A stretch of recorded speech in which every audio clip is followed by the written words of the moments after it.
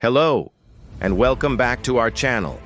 Today, we're journeying to West Africa to explore the life of one of the continent's most influential and controversial figures, Ahmed Sékou Touré, the first president of Guinea. His story is a powerful tale of anti-colonial struggle, fierce independence, and the complex challenges of nation-building. Born in 1922 in Farana, Guinea, Sékou Touré's lineage was a mix of royalty and humble origins. His great-grandfather was the famous Mandinka ruler, Samurai Touré, who led a fierce resistance against French colonial expansion. This legacy of defiance undoubtedly shaped the young Sékou Touré's worldview. Though his formal education was cut short, he was expelled for leading a food strike. His intellect and ambition were undeniable. He was a voracious reader and a natural organizer, quickly finding his calling in the burgeoning labor movement. In the 1940s, Sékou Touré immersed himself in trade unionism. He started as a postal worker and rose through the ranks, demonstrating an incredible talent for mobilization and oratory. He co-founded the Guinean Democratic Party, or PDG, an affiliate of a broader regional movement fighting for African rights. For Touré, the union wasn't just about wages and working conditions. It was the front line of the anti-colonial battle. He believed that by uniting African workers, they could dismantle the very economic structures that upheld colonial rule. His charisma was magnetic, and his message of empowerment resonated deeply with the masses. The pivotal moment arrived in 1958. French President Charles de Gaulle, grappling with his vast colonial empire, proposed a new constitution. He offered French African colonies a choice: join a new French community with limited self-government, or choose immediate and complete independence. De Gaulle toured the colonies, expecting them to choose the security of remaining with France. But when he arrived in Guinea, he met his match in Sékou Touré. In a now legendary speech delivered right in front of de Gaulle, Touré declared, "We prefer poverty in liberty to riches in slavery." The message was electrifying and unambiguous. Guinea would stand on its own. In the subsequent referendum, Guinea was the only colony to vote a resounding no.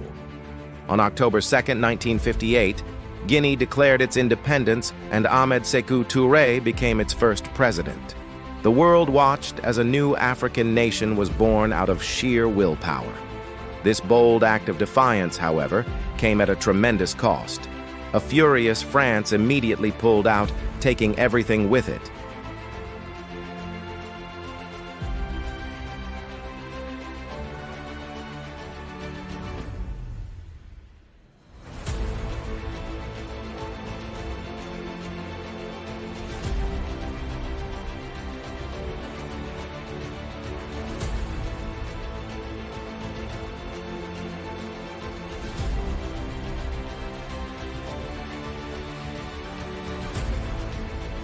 He turned to the Eastern Bloc, embracing a form of African socialism and aligning Guinea with the Soviet Union and other communist states.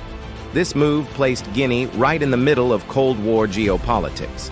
While this alliance provided crucial initial support, it also deepened the rift with the West and many of its pro-Western African neighbors. Touré's Pan-African dream of a united continent faced immediate challenges, as his path was seen as radical and dangerous by many. At home, Touré consolidated his power. He declared the PDG as the sole legal party, arguing that multi-party politics would only amplify ethnic divisions and hinder national unity. His government launched ambitious programs in education and public health, significantly increasing literacy rates and access to basic medical care. He promoted a strong sense of national identity, celebrating Guinean culture and history, and championing the concept of African authenticity. For a time, he was a hero, not just in Guinea, but across the African continent, a symbol of uncompromising independence. However, the vision of a prosperous, unified Guinea began to darken over the years. Touré's rule became increasingly authoritarian. He cultivated a powerful cult of personality, with his portrait displayed everywhere. the state's control over the economy led to inefficiency and shortages, stifling private enterprise. But most tragically, his government grew deeply paranoid. Fearing coups and external plots, some real, some imagined, Touré launched a series of brutal purges. The infamous Camp Boiro, a former military barracks in Conakry, became a symbol of his regime's terror. Thousands of Guineans, intellectuals, politicians, business people, and ordinary citizens accused of being enemies of the revolution, were imprisoned without trial. Many were tortured and executed, or died from the horrific conditions.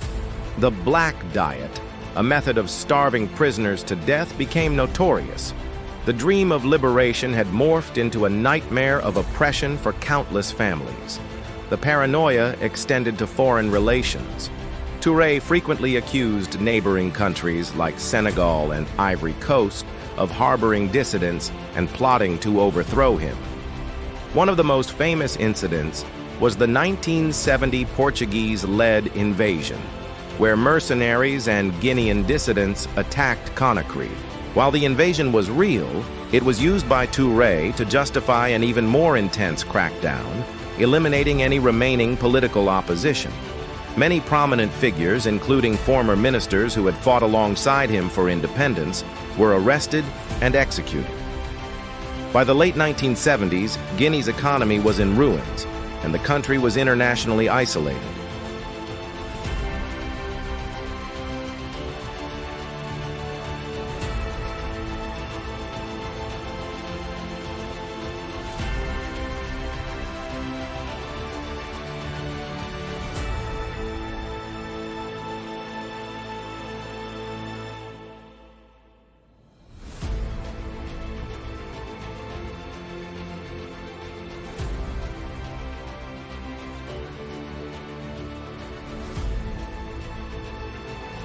In March 1984, while in the United States for medical treatment, Ahmed Sékou Touré died suddenly during heart surgery.